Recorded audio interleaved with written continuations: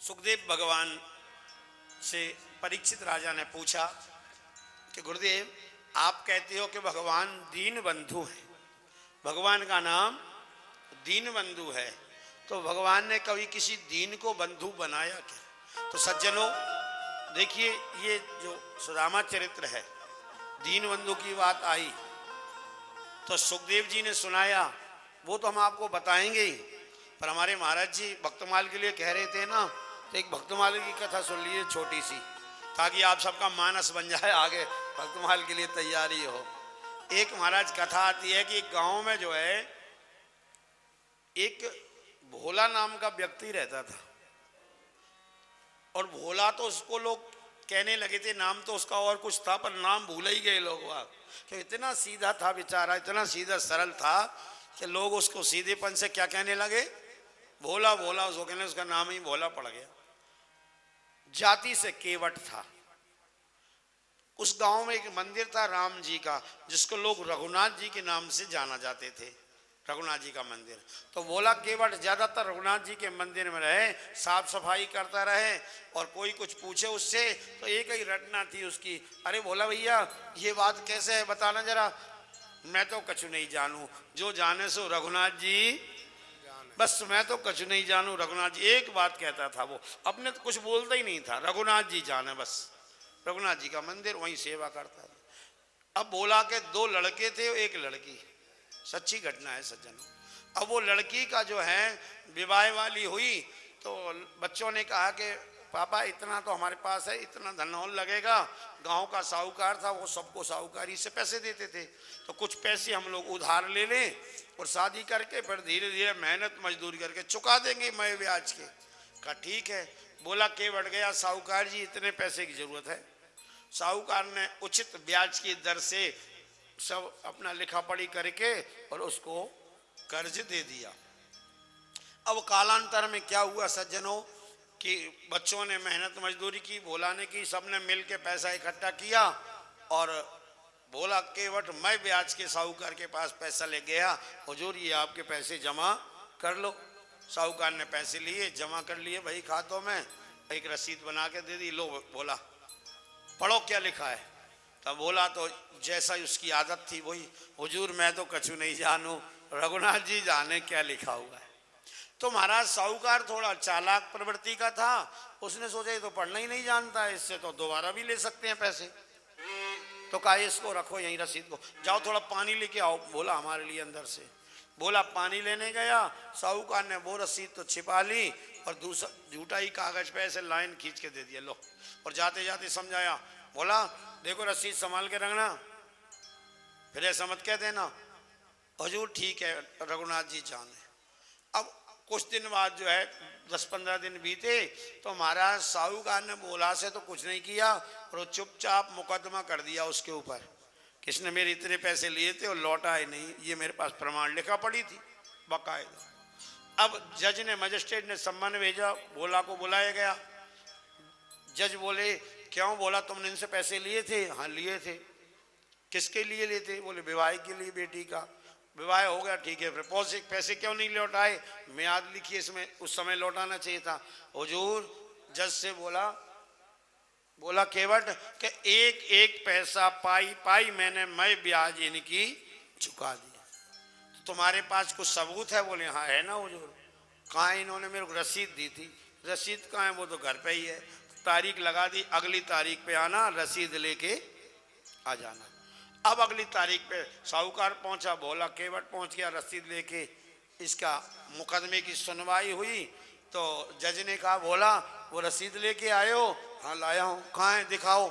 रसीद दिखाई, मजिस्ट्रेट ने देखा उस पर जैसे लाइन खींची हुई थी उल्टी। मजिस्ट्रेट ने समझा ये खुद ही खींच लाया झूठी कागज पे। बोले इस पे तो ना कुछ जमा है, ना खर्च है, और ना कुछ लिखा हुआ है, ये तो वैसे ही कोरा कागज है, लाइन खींची है। बोला ये तो कोई प्रमाण नहीं है। तो भोला रोने लगा मजिस्ट्रेट को, हुजूर मेरे को तो इन्होंने यही दी थी, मैं सत्य कह रहा हूं, मैंने पाई पाई दे दी। अब मजिस्ट्रेट भी दयालु था, बुद्धिमान था, पढ़ा लिखा था, सब कुछ था, लेकिन मजिस्ट्रेट बोला तुम्हारा रोना मेरे से देखा नहीं जा रहा, पर मैं क्या करूं, मैं भी नियम में बंधा हूं, कोई गवाह सबूत अगर तुम बता दो तो मैं तुमको आगे निर्णय कर सकता हूं, ऐसे तो मैं भी नहीं कर, खाली रोने पे भावनाओं पे थोड़ी फैसले होते हैं। एक बात बताओ, चलो ठीक है रसीद नहीं थी तो कोई गवाह था क्या तुम्हारे सामने? जब तुम साहूकार इनको पैसा दे रहे थे साहूकार जी को, तो तुम्हारे इनके बीच में कोई था क्या? बोला केवट बोला जैसी आदत थी, हुजूर मैं तो सत्य कह रहा हूं, मेरे और इनके बीच में सिवा रघुनाथ जी के और कोई भी नहीं था। तो अब देखो भगवान की लीला, भगवान ने ऐसी बुद्धि फेरी मजिस्ट्रेट की कि मजिस्ट्रेट समझा कि ये कह रहा है कि मेरे उनके बीच में रघुनाथ के अलावा कोई नहीं था, माने एक रघुनाथ नाम का कोई व्यक्ति होगा। मजिस्ट्रेट बोला ठीक है कोई बात नहीं है, रो मत, अगली तारीख पे आना। फिर तारीख लगा दी। अब मजिस्ट्रेट ने सम्मन निकाल दिया रघुनाथ के नाम से, चपरासी लेके गया, गांव में डोल गया, रघुनाथ नाम का कोई व्यक्ति है ही नहीं। सम्मन आ गया, रघुनाथ गवाह को हाजिर किया जाए। अब गांव में कोई नहीं मिला, चपरासी परेशान हो गया, तो गांव वालों ने कहा देखो व्यक्ति तो कोई नहीं है, हाँ एक मंदिर जरूर है रघुनाथ जी। चपरासी का चलो वही बताओ। मंदिर में पहुंचा, पुजारी से पूछा यहाँ कोई रघुनाथ रहता है क्या? पुजारी ने कहा बात क्या है? बोले बात ये है कि साहूकार ने मुकदमा किया है भोला के ऊपर। अब पुजारी जी भोला को जानते थे कि वो साफ सफाई करता था, मंदिर में ही ज्यादा रहता था, और साहूकार को भी जानते थे कि कितना बदमाश आदमी है, चालू है, सब वो बात समझते थे पुजारी। पुजारी ने सोचा अगर मैंने ये कह दिया कि रघुनाथ कोई नहीं है तो भोला को दंडित होना पड़ेगा, झूठा ही इसको परेशानी हो जाएगी, अब थोड़ी रिस्क अपन भी ले लो। बोले पुजारी बोले हम ही हैं रघुनाथ जी चपरासी से। अब वो पहचानता नहीं था, तुम हो तो लो ये सम्मान पकड़ो, दस्तखत करो। सो पुजारी ने साइन कर दिए, सम्मान आ गया और चपरासी लौट गया। पुजारी के भी आंखों में आंसू आ गए, प्रभु इस अनाथ का आपके अलावा कोई नहीं है, अगर आपने इसकी मदद नहीं की तो ये भोलेपन का दाग जो है लग जाएगा आपके ऊपर। लोग कहेंगे कि जो है निरपराधी भोला को सजा हो गई। जब पुजारी जी ने दैन्य भाव से वो चरणों में सम्मान रखा और पुजारी जी रोने लगे तो सज्जनों चमत्कार हो गया। क्या हुआ कि जब अदालत में अगली तारीख पे भोला पहुंचा और साहूकार पहुंचा, चपरासी से मजिस्ट्रेट बोला आवाज लगाओ गवाह के लिए। अब चपरासी बोला रघुनाथ हाजिर हो, रघुनाथ हाजिर हो, रघुनाथ हाजिर हो। ऐसे जो 3 नारे लगाए हैं, धोती जो है फटी सी, लटी दुपटी, माथे पर चंदन चारू चढ़ाए हैं और विनीत जी चपरासी के संग खुद रघुनाथ जी भोला के गवाह बन आए हैं। महाराज हुजूर आगे आ गया, आया आया आया। अब तो महाराज साहूकार कांपने लगा कि ये कौन है, ये कहां से आ गया। अब ये कह नहीं सकता कि ये नहीं है, झूठा है, सांचा है, अब सामने व्यक्ति खड़ा है। अब साहूकार की तो बोलती बंद। अच्छा बोला यही है तुम्हारे गवाह? हाँ हुजूर होंगे, यही होंगे, रघुनाथ जी है, यही है। चलो बुलाओ इनको। अब वो कटघरे में भगवान को बुलाया, जब खड़े होते हैं, क्यों रघुनाथ जी आप ही हैं? बोले हाँ हुजूर हम ही हैं रघुनाथ। भोला ने इनसे पैसे लिए थे, कितने? इतने। वापस लौटाए आपके सामने। हाँ।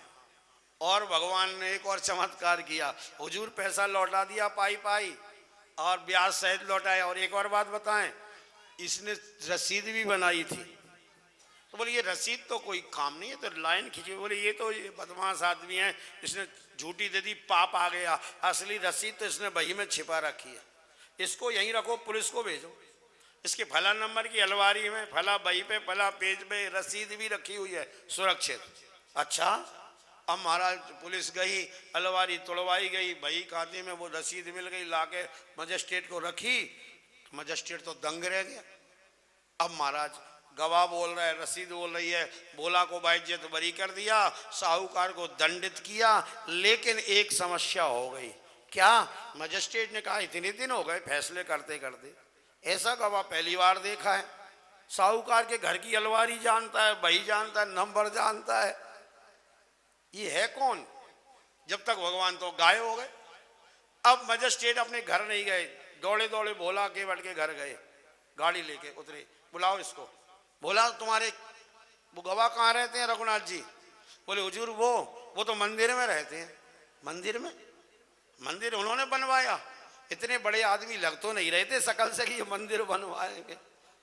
अरे हुजूर उन्होंने मंदिर नहीं बनवाया, वो वही थे जो मंदिर में हैं। बोले हम कुछ समझे नहीं तुम्हारी बात। बोले हुजूर अब आपको कैसे समझाऊं, आप तो पढ़े लिखे हैं। और एक बात बताऊं, सत्य मानना, ये जो भक्ति की और विश्वास की बातें हैं ना, ये पढ़े लोगों को समझाना बहुत टेढ़ी खीर है। ये तो विश्वास वाले ही समझ पाते हैं। मजिस्ट्रेट ने कहा कि सही से ही बताओ बात क्या है। बोले बात तो कुछ नहीं हुजूर। पर वो गवाह कौन थे? बोले रघुनाथ जी। बोले कौन रघुनाथ जी? बोले जो मंदिर में है। अब चपरासी को बुलाया जरा, तूने सम्मान किसको दिया था, साइन किसके करवाए थे? पुजारी ने, वो चपरासी बोला महाराज पुजारी जी ने किए थे। अब वो गाड़ी लेके मंदिर में पहुंचे, पुजारी को बुलाया, तुमने साइन किए थे? हाँ। झूठे ही साइन कर दिए तुमने? हुजूर क्या करूं, ऐसी ऐसी बात हो गई। पुजारी जी ने स्वीकार कर लिया कि इन्होंने जो है, मैं जानता हूँ साहिकार को कितना बदमाश है, ये कितना सीधा सरल आदमी है, तो मैंने झूठे साइन करके ये रख दिया उनके चरणों में। भगवान से निवेदन किया कि प्रभु आप ही जानो, आपका काम जान। तो अच्छा भगवान आए थे गवाह बन के। अब तो महाराज जज रोने लगे, उनके आंखों से आंसू बहने लगे और क्या बोले? शिव नारद सारद से महेश के नहीं ध्यान में आते रहे, आज विनीत अदालत में जय हो कि बेटा के गवाह कहते रहे, सुख दो के उधर से दिए को भयो, दुख आते रहे तज जाते रहे, कुर्सी पे बना जज बैठा रहा, जगदीश खड़े समझाते रहे। कुर्सी पे बना जज बैठा रहा, रोने का इस बात का रहा कि भगवान आए और वो खड़े रहे और मैं उनके सामने बैठा रहा, अभिमान से जज बना बैठा। तो फिर भगवान आए तो रो क्यों रहे हो? बोले रो इसलिए रहा हूं क्या कि दर्शन धोखे में देकर जाते रहे, धोखे में दर्शन दे गए। मेरे को पता होता तो मैं चरण नहीं पकड़ लेता उनका ठाकुर जी।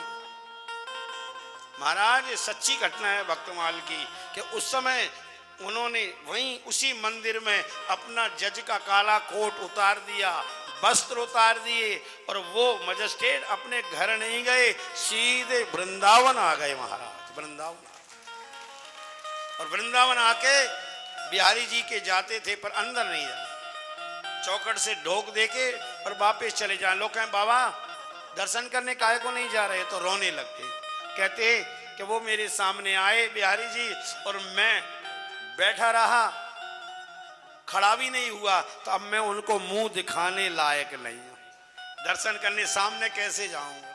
आजीवन महाराज वृंदावन में रहे तो कभी सामने नहीं गए, चौखट तक जरूर जाते थे। और वही संत जो है सज्जनों, फिर आपने नाम सुना होगा, जब आप यहाँ से जाएंगे ना मथुरा से वृंदावन, ऑटो के द्वारा किसी भी साधन से मथुरा से वृंदावन, तो वृंदावन जाते ही आपको सबसे पहले बिरला मंदिर दिखेगा, फिर उसके बाद ऋतंबरा का वो वात्सल्य ग्राम दिखेगा, फिर उससे भी आप आगे जाएंगे तो एक और मंदिर दिखेगा जिसका नाम है पागल बाबा मंदिर।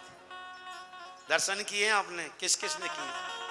तो ये कहानी उन्हीं पागल बाबा की है सज्जनों। वो उससे पहले जो है मजिस्ट्रेट हुआ करते थे। ऐसी घटना घटी कि उनको पागल बना दिया भगवान ने।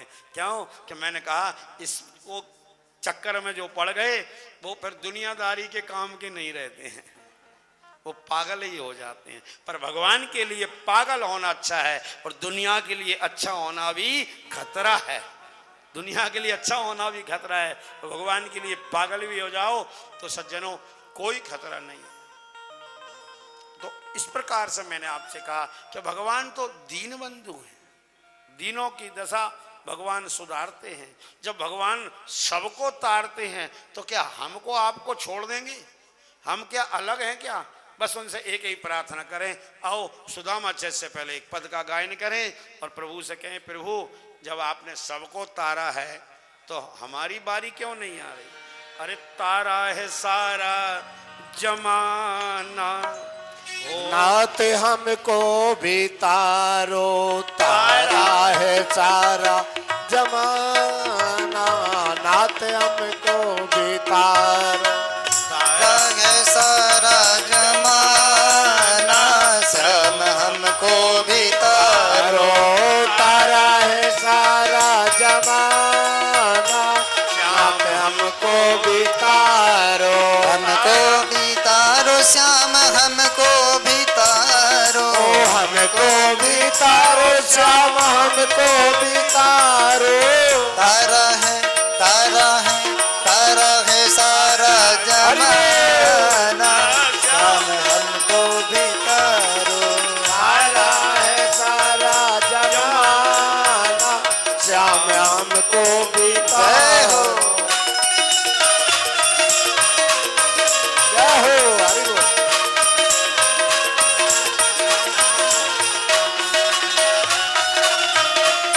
हरि बोल।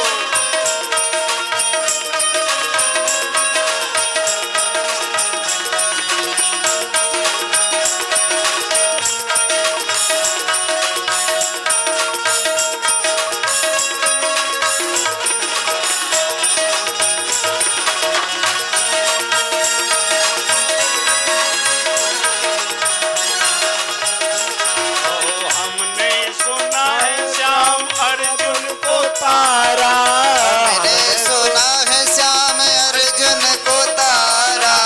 हमने सुना है श्याम अर्जुन को तारा, मैंने सुना है श्याम अर्जुन को तारा, श्याम अर्जुन को तारा।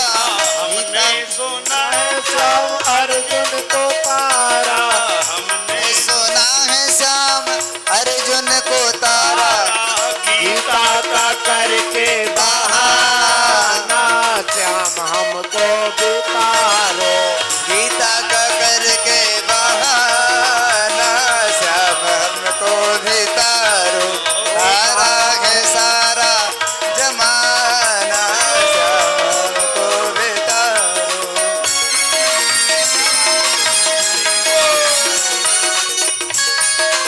जय हो।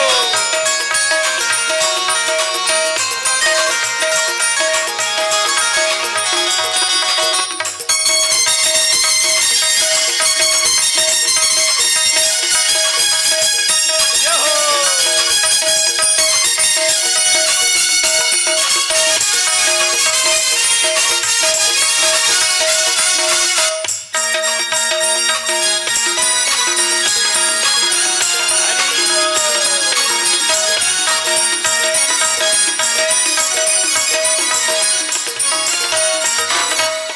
हमने सुना है श्याम विदुर को तारा, हमने सुना है श्याम विदुर जी को तारा।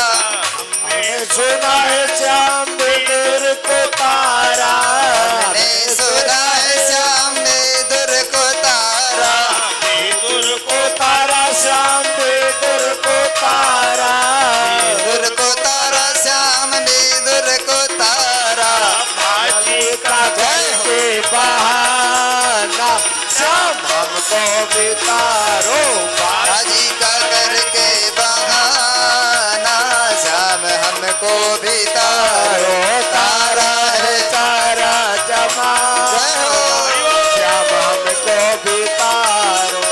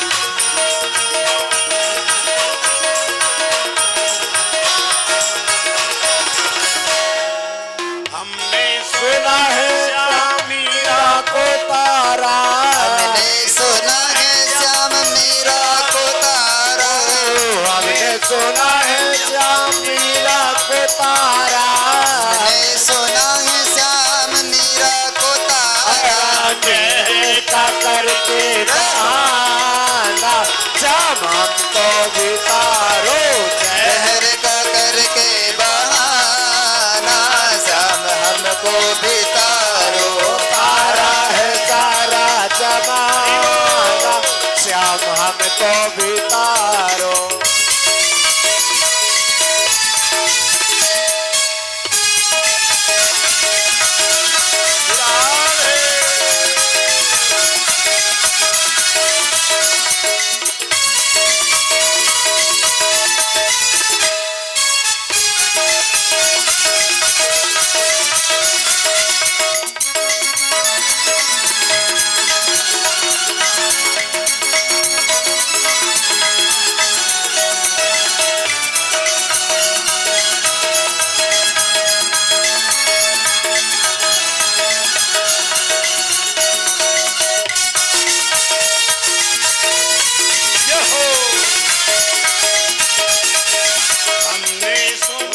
श्याम के बट को तारा हमने सुना है श्याम के बट को तारा हमने सुना है श्याम के बट को तारा हमने सुना है श्याम के बट को तारा श्याम के बट को तारा हमने सुना है श्याम के बट को तारा नौका का करके बहाना श्याम हमको भी तारो नौका का करके गाना श्याम हमको भी तारो तारा है सारा जमाना श्याम हमको भी तारो तारा है सारा जमाना श्याम हमको भी तारो श्याम हमको भी तारो श्याम हमको भी श्याम हमको भी तारो। बोलिए भक्तवत्सल भगवान की जय दीन बंधु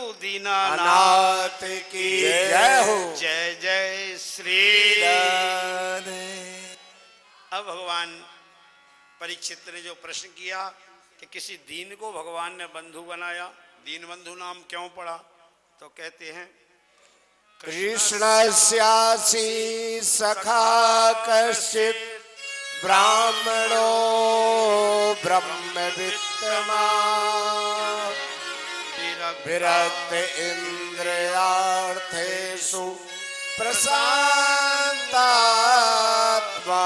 जितेन्द्रिया प्रशान्तात्मा जितेन्द्रिया कृष्णस आसीत सखा कश्चित। भगवान श्री कृष्ण के एक सखा माने मित्र थे। संस्कृत में क्या बोलते हैं? सखा, वैसे मित्र। अच्छा, सखा क्यों बोलते हैं? बोले सह खादती खेलती इति सखा, जो साथ में खेले खाए पले साथ में पला बड़ा हो सखा कहलाता। भगवान के बचपन के एक सखा थे, ब्राह्मण थे, ब्रह्मवेत्तमः ब्रह्मवेत्ता, विरक्ता इंद्रियार्थेषु इंद्रियों से विरक्त वैराग्यवान थे, पूर्ण प्रशांत आत्मा। महाराज, उनकी पत्नी का नाम सुशीला था। सुशीला एक दिन सुदामा जी के पास जाके बोली, स्वामी ननु ब्रह्मन भगवतः सखा साक्षात श्रियापति, आपके जो मित्र हैं वो श्रीपति लक्ष्मीपति भगवान द्वारकाधीश हैं, और फिर भी हम इस दरिद्रता का दुख भोग रहे हैं। आपके मन में ऐसा नहीं आता है क्या कि मैं कभी द्वारका लेके ही जाते हैं, फल फूल ले जाते हैं, कुछ नहीं है, धन दौलत नहीं दे सकते, रुपया पैसा अनान वस्त्र नहीं है, तो एक फूल ही ले जाओ, तुलसी का पत्र ले जाओ, पर कभी भी देवालयों में खाली हाथ, क्योंकि खाली हाथ जाओगे तो खाली हाथ आओगे, कुछ लेके जाओगे तो कुछ लेके, तो भगवान से आप कुछ चाहते हैं तो पहले वहां लेके जाओ। किसी ने कहा महाराज जी एक बात बताइए, बहुत सुंदर प्रश्न किया, आप भी सुन लीजिए, आपके मन में भी लगेगा। बोले सब कुछ दीना आपने, भेंट करूं क्या नाथ?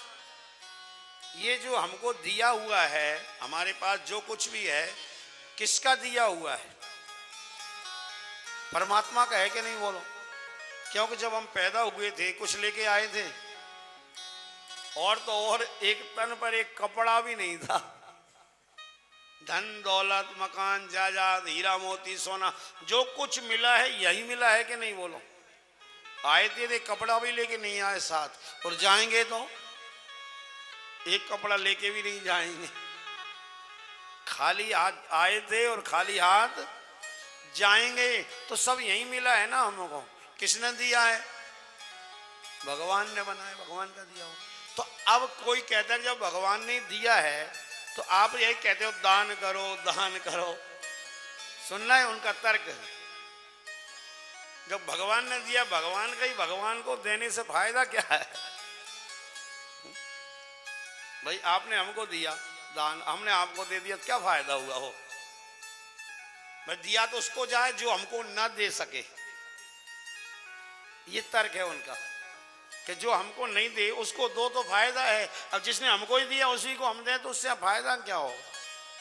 तो अब इसका उत्तर सुनो। बात तो बड़ी तार्किक है और सुंदर है, लेकिन जो तर्क होते हैं ना, वो तर्क के बारे में हमारे शास्त्र कहते हैं तर्कोयम प्रतिष्ठा। तर्क की कोई प्रतिष्ठा नहीं है। तर्क इधर भी लगता है और तर्क उधर भी लगता है। तर्क के द्वारा निरपराधियों को अब जेल हो जाती है और तर्क के द्वारा अपराधी बरी भी हो जाते हैं। तर्क का कोई प्रतिष्ठा नहीं है। एक तार्किक थे, जो तार्किक होते हैं उनको दार्शनिक भी बोलते हैं। जो फिलोसफर होते हैं ना, दार्शनिक, उनको संस्कृत में तार्किक कहा जाता है। दार्शनिक और तार्किक एक ही बात है, वो जो तर्क करते रहते हैं। तो महाराज एक दार्शनिक तार्किक गया एक गांव में भ्रमण करने, तो क्या देखता है, कोलू चल रहा था। कोलू, तो कोलू में क्या होता है, पुराने जमाने बैल जो था ना उसको जोत दिया जाता था और उसमें वो तिल मूंगफली डाल के तेल निकालते थे, है ना, ऐसे घूमता रहता था गोल गोल। उसकी आंख पे पट्टी बांध देते थे, इधर उधर ना देखे, तो उसको हाँकने की जरूरत नहीं पड़ती थी। एक बार हाँक दिया, वो समझ रहा है अब आंख में पट्टी बंधी है, वो समझा हमारे पीछे कोई है, तो सारे दिन बेचारा घूमता रहता था। वो तार्किक कोई हाँक नहीं रहा और ये घूम रहा है, क्या बात है? वो अंदर बैठा है मालिक, उसके पास गया, भैया ये तुम्हारा बैल अपने आप कैसे चल रहा है? बोले हमने इसकी आंखों पे पट्टी बांध रखी है तो ये समझता है कि वो हमारे पीछे कोई चल रहा है। तो बोले ऐसा भी हो सकता है आप अंदर बैठे हो और ये चलते चलते रुक जाए। तो बोले उसका भी हमारे पास इलाज है। बोले क्या है? बोले हमने इसके गले में घंटी भी बांध रखी है, जब ये चलता है ना तो घंटी की आवाज आती है, चलेगा तो घंटी हिलेगी ना, तो हम यहाँ बैठे बैठे ही कान में पता चलता है। घंटी अगर बंद हो गई तो समझ लो ये बैल चलना बंद कर दिया, फिर हाँक आते हैं।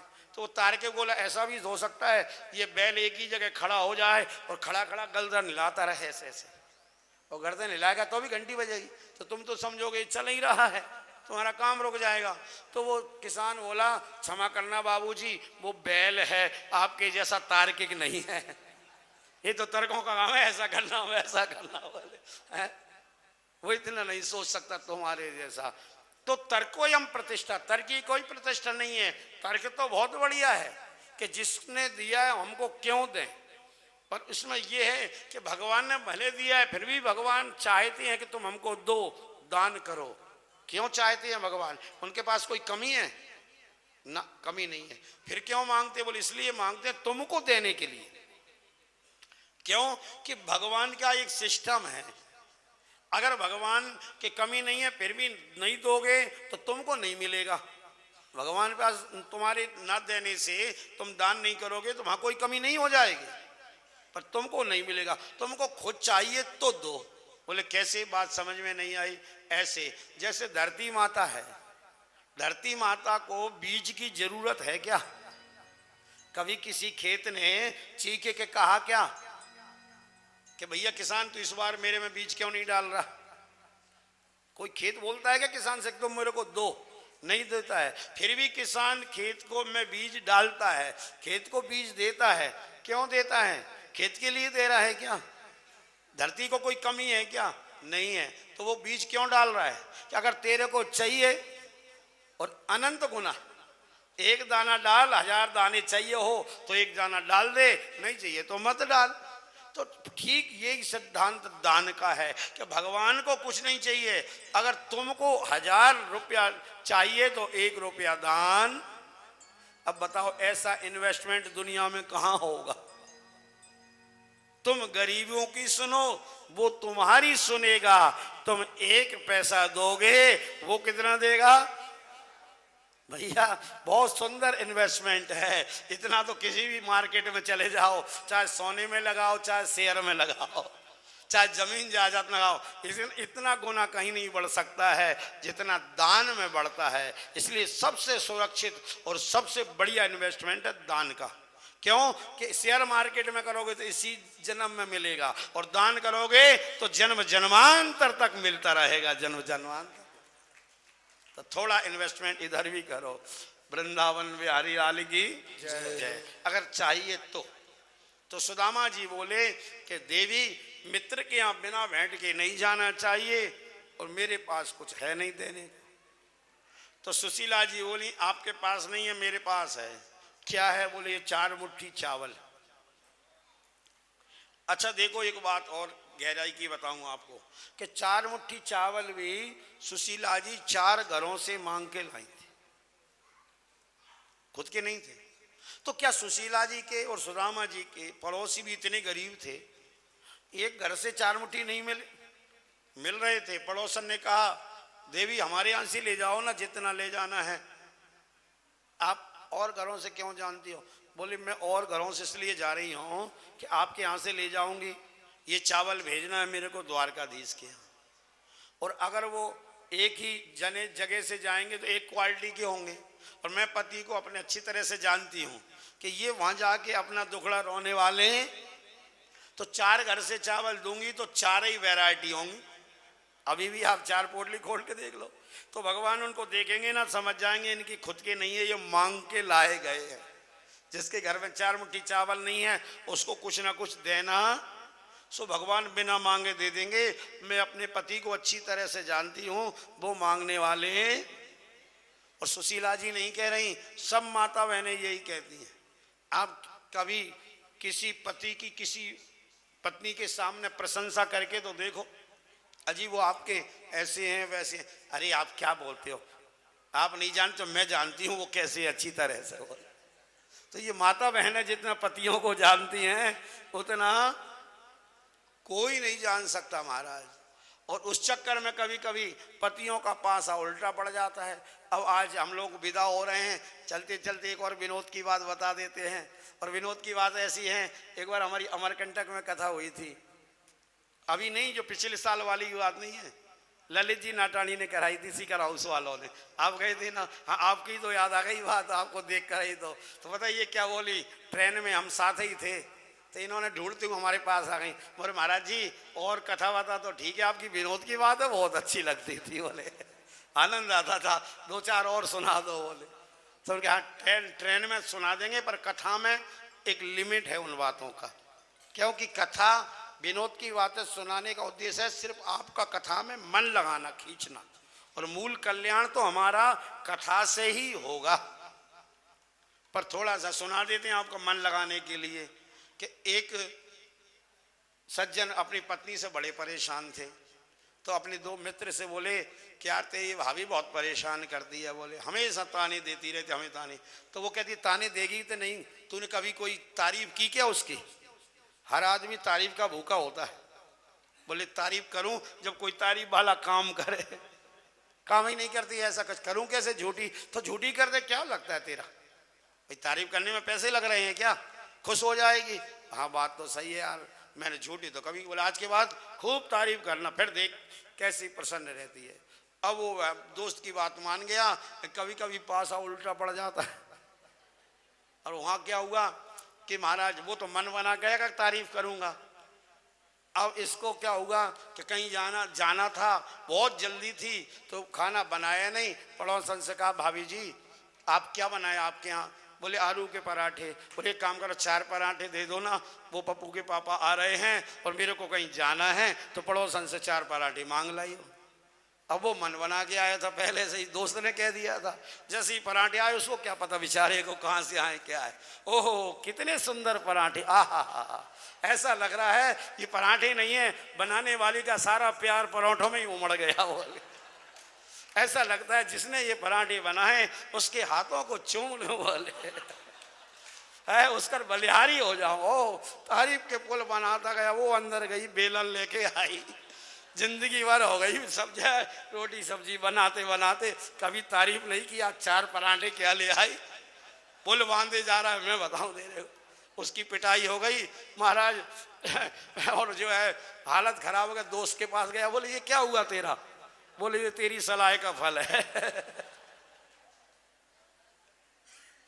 तो सज्जनों ये बात इसलिए कि आज आखिरी दिन है, आपको खुदा ना खास दे ट्रेन में घर में मकान में ये बात याद आ गई। कथा भले ना आए तो आपके चेहरे पे मुस्कुराहट तो आ जाएगी कब से। हमको इस बहाने ही याद करो, किसी बहाने से याद तो रखोगे ना आप। और याद रखो हमको या न रखो, लेकिन एक बात है, हम मुसाफिर हैं, आज अपने घर जाएंगे। भूल कर याद हमको करना नहीं, याद करना है तो प्रभु को करो। एक ध्यान रखना, हमारे लिए चुटकुलों को भले याद कर लेना, पर कहानी के रूप में भगवान को ही याद करना है। याद करना प्रभु को करो, उनके आश्रित रहो, मत किसी से डरो, पार भव से करे नाम भगवान का। सज्जनों तो ऐसी भगवान की बड़ी सुंदर सुंदर लीलाएं हैं। अब सुदामा जी वो 4 मुट्ठी चावल लेके और एक पोटली बांध के और चल दिए। कहाँ चल दिए, द्वारिका। अब सुदामा जी द्वारिका जा रहे हैं और कुछ गा रहे हैं। क्या गा रहे हैं, हमारे भैया आ रहे हैं तभी हम लोग गा पाएंगे, है ना, तो उनको आने दो। अब सुदामा जी को ले चलते हैं, तब तक एक नदी पार करा देते हैं। फिर क्या गा रहे हैं बाद में बताएंगे। कि जैसे ही मार्ग में गए तो क्या हुआ, एक विशाल नदी आ गई। और नदी आई तो सुदामा जी ने सोचा कि इतनी बड़ी नदी, अब पुराने जमाने में आपने देखा होगा पुल वगैरह नहीं थे, पहले ज्यादा पुल नहीं हुआ करते थे ना, तो नदी पार करने का एक साधन होता था, क्या, नौका। प्रभु राम जी भी गए ना, अब आजकल तो बड़े बड़े पुल बन गए, लोग चल जाते हैं। पहले नाव से पार जाते थे लोग, अब सब यात्री जा रहे हैं, सुदामा खड़े हैं। अब सुदामा जी सोच रहे हैं कि अगर मैं नाव से जाऊंगा तो उतराई के पैसे देने पड़ेंगे, मेरे पास पैसे हैं नहीं, क्या करूं, कैसे नाव पार। विचार कर ही रहे थे कि भगवान द्वारकाधीश खुद मल्लाह बन के आ गए और बोले अरे पंडित जी पार चलोगे क्या, पार चलोगे। पंडित जी बोले, अब वो समझ रहे हैं कोई मल्लाह है, केवट है, भैया केवट पार तो जाना है, सही है, मेरे को द्वारका तक पहुंचना है, पर मेरे पास मजदूरी देने को लिए कुछ भी, तुम पार करोगे तो मैं मजदूरी कैसे दूंगा। तो महाराज मल्लाह बने हुए भगवान बोले, पंडित जी आप तो एक काम करो, क्या मेरी नाव में बैठ जाओ, आप पंडित जी हो तो कथा वथा जानते हो, कीर्तन। बोले हाँ वो तो जानता हूँ। बोले बढ़िया बढ़िया भजन सुनाओ, यही मजदूरी है। भगवान ने नाव में बैठा लिए। अब सुदामा जी भजन गा रहे हैं और स्वयं भगवान सुन रहे हैं। और यही नरसिंह मेहता के नानी बाई के मायरे में भी यही हुआ। भगवान ने जब गाड़ी सुधार दी नरसिंह की, और गाड़ी सुधारने के बाद बोले नरसिंह अब हमारी मजदूरी। बोले प्रभु मजदूरी तो मेरे पास नहीं है, तो कोई बात नहीं है, भजन भजन जानते हो। बोले हाँ वो तो जानते हैं, तो अब एक काम करो, अच्छे अच्छे 2-4 भजन सुनाओ, हमारी वही मजदूरी है। तो कहते हैं कि गाड़ी लगे सुधारनी, हरी हाथ में आ रही थी, और नरसिंह भगत की टूटी गाड़ी क्षण में प्रभु ने सुधारी थी। अब तो पवन समान चली गाड़ी, जब कृष्ण बना है गढ़वाला, है ना। नरसिंह गावे भजन खुद सुने खुद श्याम धनी। भगवान भजन सुन रहे हैं और गाड़ी चला रहे हैं और नरसिंह भजन सुना रहे हैं। आज सुदामा भजन सुना रहे हैं, भगवान मल्लाह बनियो भजन सुन रहे हैं आनंद से। भगवान ने उनको पार लगा दिया और इसके बाद भगवान अंतर ध्यान हो गए। सुदामा जी पार हो करके अब द्वारका जा रहे हैं और कुछ गुनगुना रहे हैं, गा रहे हैं और हमारे भैया भी आ गए हैं। तो अब सुने, भगवान का संबंध याद कर रहे हैं। आप भी गोविंद के यहाँ जाओ ना तो एक बात का ध्यान रखना, विठल नाथ के यहाँ जाओ तो एक बात का जरूर ध्यान रखना, क्या कि जाने से पहले कोई ना कोई एक संबंध बना के जाना। बिना संबंध के भगवान नहीं रिश्ते हैं। उनको माता बना लो, पिता बना लो, भाई बना लो, बंधु बना लो, सखा बना लो, अरे और तो और नौकर बना लो। आपको ऐसे भगवान आपकी क्या बात करते हो महाराज जी, नौकर भगवान को? हाँ, कितने लोगों के बने, भक्तमाल में कथाएं भरी पड़ी हैं। महाराज भगवान नौकर बने के आए। एक छोटी सी कथा आती है, बहुत संक्षेप में सुना दूं आपको। यह महाराष्ट्र की है और वो क्या नाम था सेठ जी का? नाम भी था उनका कोई, त्रिलोचन दास। सेठ त्रिलोचन दास की कथा है भक्तमाल में कि बड़े साधु सेवी थे सज्जन, संत ब्राह्मणों की सेवा। कहीं भी मंडी मिल जाए, चलो महाराज प्रसाद पाओ। बच्चे थे नहीं उनके, दोनों सेठ सेठानी रहते थे। बड़ा अच्छा कारोबार था और किसी को भी ले आए। सेठानी जी भी श्रद्धालु थी, खूब बना के पवाती थी। एक दिन ज्यादा संत आ गए तो कहने लगी, सेठ जी ये आप संतों को ले आते हो, ब्राह्मणों को खूब जिमाते हो, कोई भगवान का दिया हुआ सब कुछ है अपने पास, मैं आपको रोक नहीं रही हूँ, पर एक काम करो, मैं अकेली बनाते बनाते थक जाती हूँ, तो मेरे लिए एक नौकर की व्यवस्था कर दो जो मेरी हेल्प कर सके, थोड़ी मदद करा दे। अब सज्जनों, सेठ जी दूसरे दिन मन में संकल्प करके निकले कि आज कोई नौकर ढूंढूंगा। तुम्हारा दुकान नहीं पहुंच पाए, उससे पहले चौराहे पर ही भगवान स्वयं गोविंद नौकर बन के आ गए। देखो आप लीला, मैंने कहा ना कि मर्जी आज जो बना लो, संबंध होना था। एक 16 वर्षीय बालक आ गया, आके बोले, सेठ जी रुको रुको, क्या कोई काम मिलेगा क्या? काम? अरे भगवान की लीला देखो, मैं तो आज नौकर की तलाश में निकला था और तू क्या काम मिलेगा? बेटा काम कर लेगा? बोले हाँ कर लूंगा, हमारे यहाँ साधु सेवा होती है। बोले उसका तो हमको बहुत अनुभव है। भगवान बोले भक्त और साधु की सेवा तो हम करते ही रहते हैं। तो कहा कि तनख्वाह क्या लेगा ये भी बता दे। बोले सेठ जी ऐसा है कि अपने राम के माता पिता तो है नहीं। तो सेठ जी ने समझा दाम पधार गए होंगे, अनाथ होगा। और भगवान देखा जाए तो सही बोल रहे हैं कि उनके माता पिता कौन है? वो ही जगत के माता पिता है। बोले अपने राम के माता पिता तो है नहीं, आगे पीछे कोई नहीं, तो हमको तनख्वाह वनख्वाह नहीं चाहिए, बस भोजन दे देना। भगवान बोले भोजन की लाइट श्री राधे, भोजन की क्या कमी है बेटा? हमारे यहाँ तो साधु सेवा होती है। बोले एक बात बताऊं, भोजन में अगर टोका टाकी कर दी तो भाग जाऊंगा, विदाउट तनख्वाह काम तो करूंगा बिना तनखे के, पर भोजन में कमी नहीं होना चाहिए। ठीक है बेटा चल। अब महाराज दुकान ले गए, सेठ जी वापस आ गए। सेठानी से बोले अरे भगवान कल बोल रही थी ना नौकर लाना, भगवान ने बिना बुलाए भेज दिया। अब ये नहीं सोचे कि भगवान ही आ गए हैं, भेष बदल गया। बच्चा ये तुम्हारी मालकिन है, जो ये कहें तुम कर दिया करो और यहीं रहो, यहीं खाओ पियो, अब मैं दुकान जा रहा हूँ। अब महाराज भगवान का हाथ जिस काम से लग जाए, घंटों का काम मिनटों में हो जाए। सेठानी भी खुश, खूब साधु सेवा चलती रही। 6 महीने तक भगवान उनके यहाँ नौकर बन के रहे, सेठ त्रिलोचन दास के यहाँ। महाराष्ट्र की घटना। अब क्या हुआ कि एक दिन सेठानी जी किसी पड़ोसन के यहाँ गई कोई काम से। पड़ोसन ने कहा तुम्हारा नौकर बहुत सुंदर है, कितना बढ़िया है, कितना काम करता है। तो सेठानी के मुंह से निकल गया, माता बहन ने थोड़ी स्वभाव होता ही है, अरे काय का सुंदर है, काम करता है, 1.5 सेर खाता है। इतना तो बड़े लोग नहीं खा पाते, कितना ये खाता है।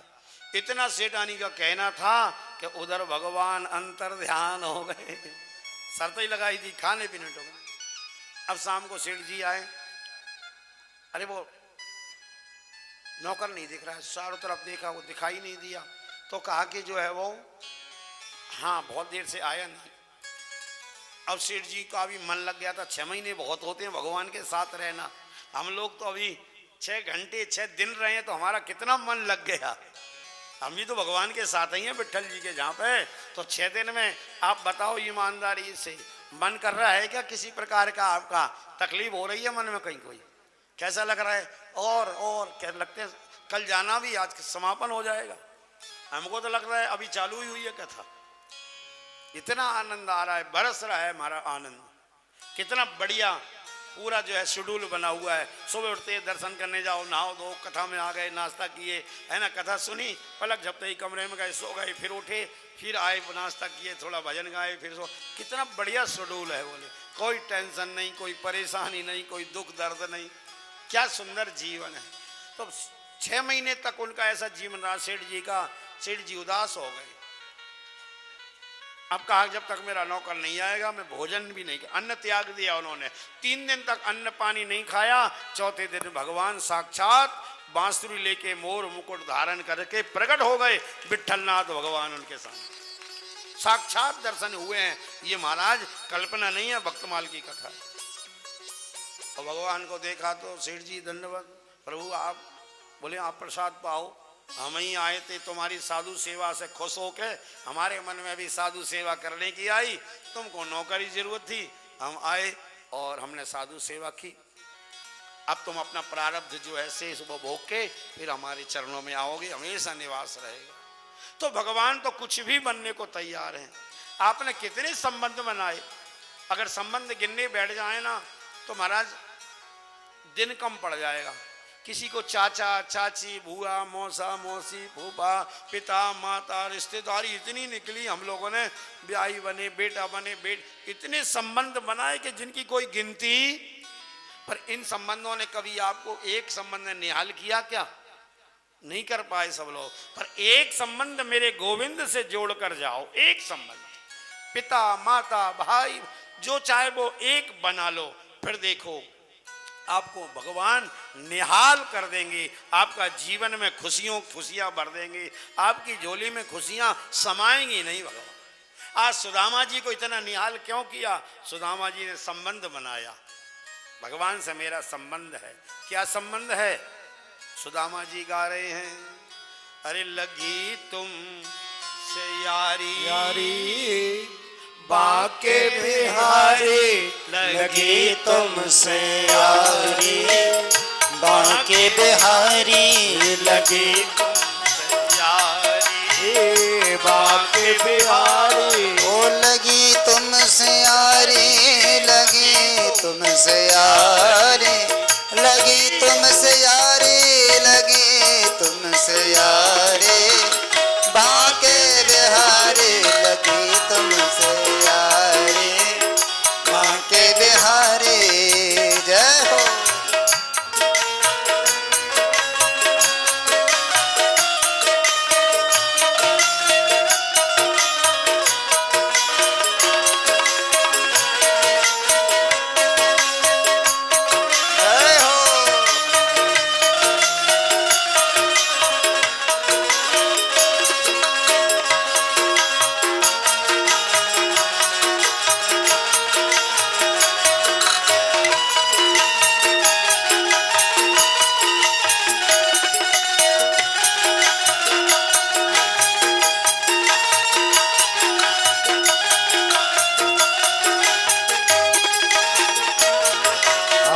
देखे बिना मोहे चैन पड़े ना, देखे बिना मोह चैन पड़े ना, देखे बिना,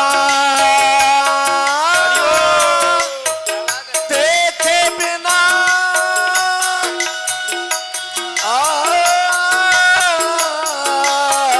देखे बिना मोहे चैन पड़े ना, देखे बिना, देखे बिना, देखे बिना मोहे चैन पड़े ना। मैं आया शरण तुम्हारी, जय हो।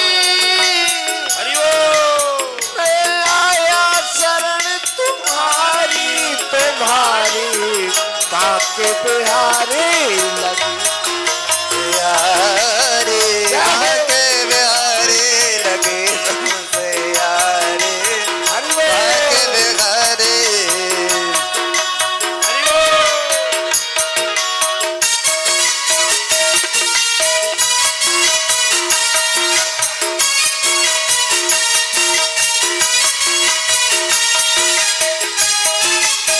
हरि बोल।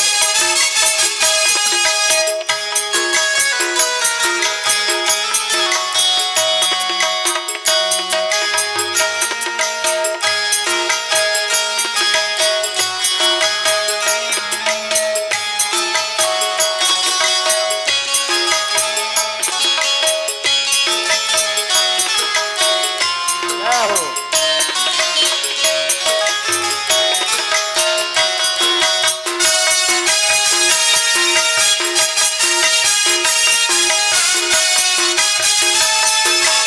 जय हो।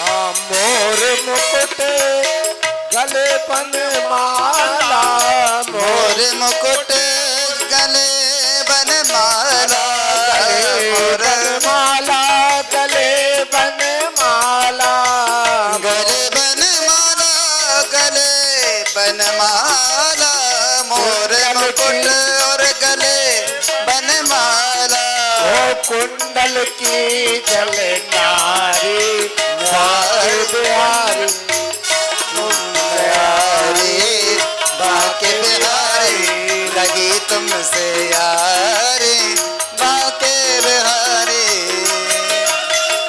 राधे हरि बोल।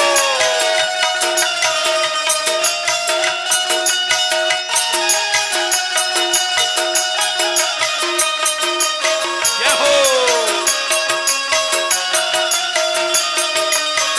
राधे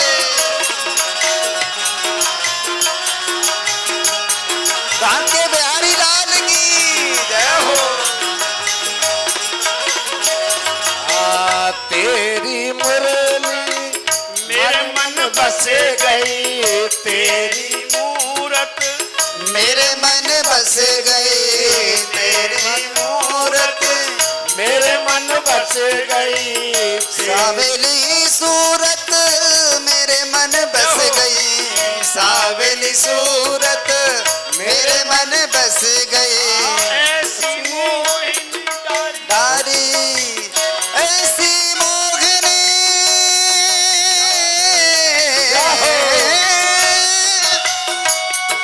सनी धनी द प द प म प म ग म ग रे ग रे सा ऐसी मोहिनी डारी बाके बिहारी लगे तुमसे यारी बाके बिहारी लगे तुमसे यारी बाके बिहारी लगी तुमसे यारी बाके बिहारी लगी तुमसे यारी बाके बिहारी लगे बिहारी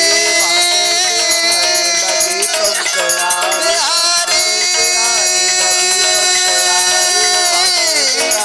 बिहारी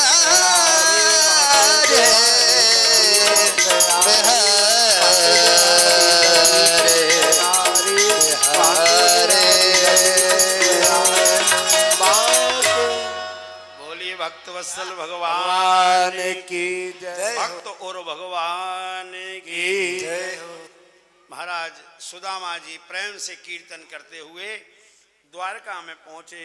वहां जाके भगवान द्वारकाधीश का पता पूछ रहे हैं, भैया ये बताओ यहाँ मेरा कन्हैया कहाँ मिलेगा। अब कन्हैया नाम से वहां कोई नहीं जानता। भैया यहाँ तो कन्हैया कोई नहीं रहता। तो बोले जो यहाँ के राजा हैं उनका क्या नाम है। उनका नाम कन्हैया थोड़ी है, तो उनका नाम है श्री श्री 1008 श्री गौ विप्र प्रतिपालक समलंकृत श्री कृष्णचंद्र जी महाराज जब इतने विश्लेषण सुने तो सुदामा समझ गए भैया वो मेरे कन्हैया ही अब कृष्णचंद्र महाराज बन के बैठो है। अच्छा ठीक है जो भी है, पर मैं उनसे मिलना चाहता हूं तुम्हारे महाराज से। तो उनसे मिलने के लिए पहले तो इजाजत लेना पड़ेगी। कैसे? तुम यहीं ठहरो, हम जाते हैं उनको बताते हैं। अब महाराज सुदामा को बाहर रोक दिया गया और सेवक अंदर गए। अंदर जाके कहा कि महाराज शीश पगाना जगातन में कहो आह बसो के गाँव द्वार खड़ो दुज दुर्बल बतावत आपनो नाम सुदामा। महाराज एक दुर्बल दुज ब्राह्मण खड़ा हुआ है और आपका नाम पूछता है। पूछत दीन दयाल को ठाव बतावत आपनो नाम सुदामा। अपना नाम सुदामा बता रहे हैं और आपके नाम पूछ रहे हैं। भगवान ने कहा सुदामा? बोले हाँ। इतना कहते ही किसी से कुछ नहीं कहा और भगवान दौड़ पड़े, नंगे ही पैर दौड़े दौड़े गए और देखे सुदामा सुदामा कह के भगवान को अपने अंक में भर लिया और ऊपर उठा करके दौड़े दौड़े ले गए और ले जाके अपनी राज गद्दी पर बैठा दिया और गोविंद उनके चरणों में बैठे हुए हैं। अब तो सारे सेवक और रानियां सब आंख फाड़ फाड़ के देख रहे हैं ये अवधूत सा दिखने वाला ब्राह्मण कौन है जिनको द्वारकाधीश अपनी गोदी में उठाए, अपनी राज सिंहासन पर बिठा रहे। रुक्मणी जी आंख फाड़ फाड़ के देख रही है। भगवान कहते हैं देवी ये क्या देख रही हो, जाओ जल्दी परात में पानी लेके आओ। ये ब्राह्मण है, हमारे बचपन के सखा हैं और ब्राह्मण आए तो उसके पाद प्रक्षालन करना चाहिए। सब घर में सिंचवाएंगे इनका पादोदक, जाओ जल्दी से। रुक्मणी जी गई पानी लेने। अब द्वारका के राजमहल, वो इतने महलों में अंदर गई, तब तक क्या हुआ? भगवान द्वारकाधीश ने सोचा, चरणों में तो बैठी ही थी सुदामा सिंहासन पर। जब तक रुक्मणी जी पानी लेके आए ना, तब तक इनके चरणों की धूल ही झड़ा दूं, क्योंकि नंगे पैर थे ना, और नंगे पैर के कारण पैरों के तलवों में और पंजों में धूल चढ़ गई। भगवान बोले सुदामा एक पैर ऊपर कर, ऐसा ऊपर पैर किया, नीचे ऐसे हथेली लगा ली, हथेली पे चरण रख लिया सुदामा का बाएं हाथ, और दाहिने हाथ से अपना ऐसा पीताम्बर लेके और ऐसे ऐसे वो धूली झड़ाने लगे भगवान कि जब तक चरणों तक आ रहा है धूल झड़ा दूं पैरों की।